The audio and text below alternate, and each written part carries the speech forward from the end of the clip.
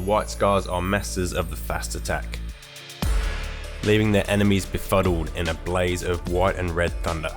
Inspired by the Mongolian Keshigs, famed for their horsemanship and ferocity in combat, the white scars favour the use of jet bikes in lieu of horses and curved power swords in lieu of regular curved swords. Led by the mighty Jagatai Khan, the white scars are one of the more mysterious Space Marine chapters from the Horus Heresy era, and probably one of the coolest, but that white armour must be a pain to keep clean though. And speaking of white armour, I'm going to show you how to use white inks to obtain this really quick white armour effect. And only a few more weeks until the Horus Heresy box comes out, so let's get a move on. And because we're working our way up to white, I'm going to start this with a medium grey, and this is just a 50-50 mix of black and white Vallejo surface primer, and this is going to make the path to white a little less steep. And for the white itself, I'm using a white ink by Liquitex. If you've never used white ink before on your models, I seriously recommend rectifying that as soon as you can, because this will make painting white so much easier and smoother. Not only do they come in these really handy dropper bottles, the pigments used in these inks are very strong yet versatile. The versatility comes with being able to change the opacity of this ink really easily with the use of some airbrush thinner. And even when it is thinned, the pigment stays nice and suspended and uniformed. And for this first coat, I've thinned it about 50% using the airbrush thinner, and this coat will go all over the model. And as I do my subsequent coats, I will make the opacity less and less by using less of the thinner and more of the straight pigment. And as the coats get stronger, I'll be concentrating more on the top areas of the model, turning into more of a zenithal highlight. And if you find it pooling a little bit when it's really thin, don't worry too much, just let it dry and come back and do it again. And now we're building up to the pure white. You can see it really covers this model really well. And if you ever try to use any other acrylic whites, you can know that can be quite painful to use. This white ink is just such a joy to work with. And it's relatively inexpensive also. This bottle cost about 16 Australian dollars, which is the price of about 1.5 Citadel bottles, and this is going to last a lot longer than those, I can guarantee you. And after those really quick coats, you can see we've got a really nice contrasty white. It's not too plain, not too out there, it's just nice and simple. And if you do want to step up the contrast, which I'm going to do in some of the deeper recesses, this Citadel Apothecary White contrast paint is a really good second step. Pretty much a light grey wash which you can stick in the nice deep recesses. And I'm just going to place a little bit of this into the knee joints and around the shoulder pads.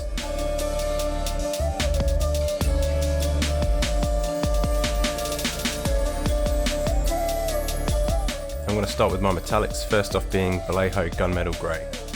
And the reason I like to do my metallics first again is because I like to make sure my brush and my water is clean after I've used metallics, just so the other paints don't get contaminated with the metallic pigment.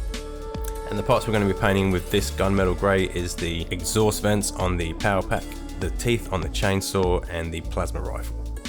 There are some parts of the undersuit visible on this model, but I wasn't quite ballsy enough to go after those, seeing as we've got a nice pristine white armour here.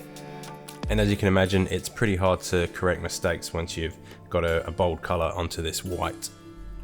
But it's not impossible. This happened to me a couple of times during this model, and all you need to do is take a little bit of thinned down white ink on the end of your brush and just keep layering it up until it's disappeared.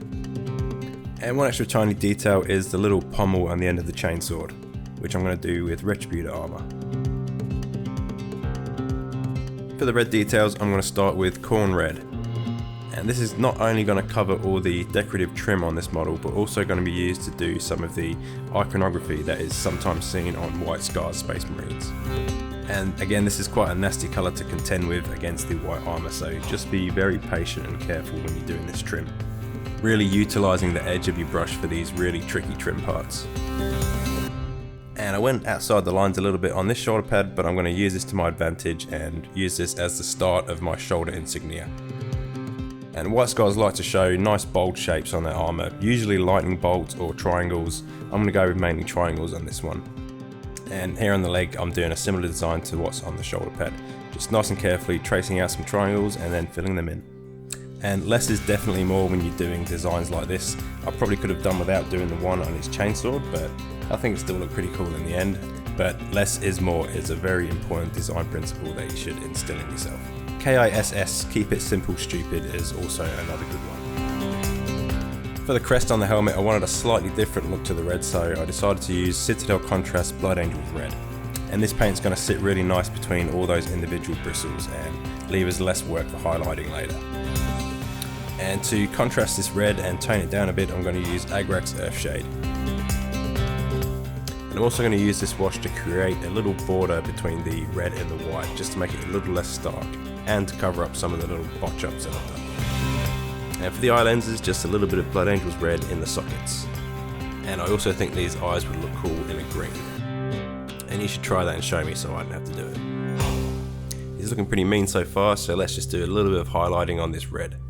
And for this I'm going to use Mephiston Red, and I'm just going to go around the edges of these shoulder pads, highlighting the rivets that appear on the shoulder pads, and then just various parts of the trim around the model. With all the various designs and insignia on the model, I just gave them an extra coat in this Mephiston Red just to fill in some of the gaps, as before I only did one coat of the corner to save time. For the plasma rifle on this model, I'm going to go for a classic blue glow. And to start this, we've got my Crag Blue. And we're going to make sure we fill in all the little gaps and nooks and crannies on this little plasma bar. And once we've got a nice solid coat and it's dry, we're going to hit it with this Talisar Blue contrast paint. And this is just going to fill in those little gaps with a darker colour. And for these next steps, we're going to be using our smallest dry brush, and the first colour is Sotek Green, which is totally a blue. And the main reason I like dry brushing these plasma coils is that you get a nice easy glow effect thrown in for free. So don't worry about splashing it onto the fingers or the edges of the gun, because this is what we want, because we want a faux glow effect. And as we step up towards white on this glow, I'm going to be concentrating more and more towards the centre, and that involves being a little bit more precise with the dry brush, which is quite difficult on something this small, but as I said, don't worry about going over the edges too much because it's going to look cool in the end. Now, I must have run out of storage while I was filming that last bit of dry brushing, but as you can see, we just ended up with a little bit of white on the middle part.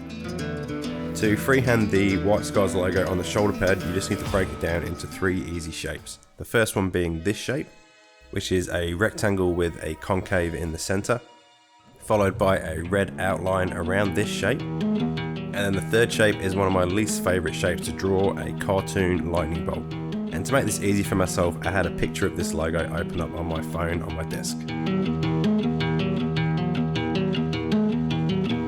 Now, the home planet of the White Skies is Horus, which is very much based on the steppes of Mongolia.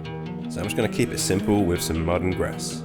And this paint is Sterling Mud, the texture paint from Citadel, followed by a wash of Agrax Earthshade, and then a quick dry brush with Baneblade Brown. Then I clean up the edge with some of this dryad bark, and attach some teeny tiny plants. And the finishing touch to make this model look a little bit more battle hardened is some pigments. Now, I don't know why I just shook that bottle, but anyway, this is Abteilung 502 Dark Mud Pigment. And using a dry brush, I'm just going to place this all around the legs and pretty much the lower half of the body of this model. And this is just going to tie it all in nicely with the base, along with giving it a nice bit of roughed up texture.